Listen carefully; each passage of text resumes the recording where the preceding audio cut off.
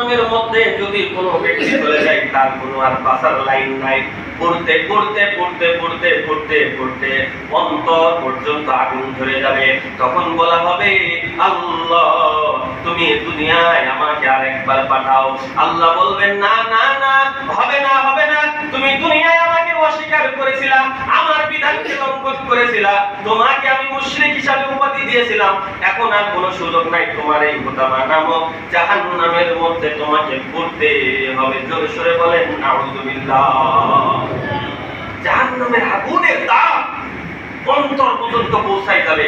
তাহলে এই দুনিয়ার এই আগুন, এই যে রৌদ্রের তাপ, এই আগুনের তাপ আমাদের কাছে কোনো কিছু? এত তাপ, দুনিয়ার আগুনের এত তাপ, তাহলে জাহান্নামের আগুনের কত তাপ হবে চিন্তা করেন। সামান্য সামান্য রোদের এই তাপমাত্রার কারণে আমাদের চোখটা পুড়িয়ে যাচ্ছে।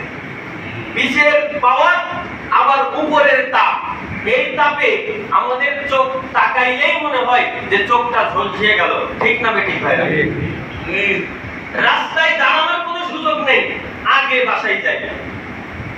রাস্তায় দাঁড়ানোর কোনো ওয়ে নেই, সুযোগ নেই।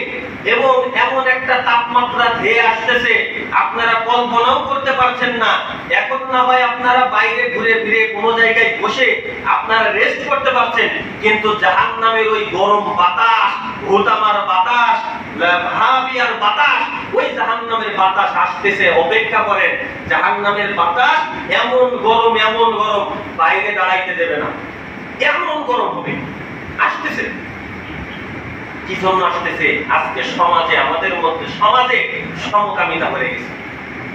আজকে আমাদের সমাজে হিন্দু উগ্রবাদী কিছু নাস্তিকরা আছে, আজকে মুসলমানদের অন্যায় ভাবে হত্যা করতেছে। ঠিক না বেঠিক বলেন? ফরিদপুরের যে ঘটনা, আজকে দুই চক্ষু দিয়ে কান্না চলে আসে।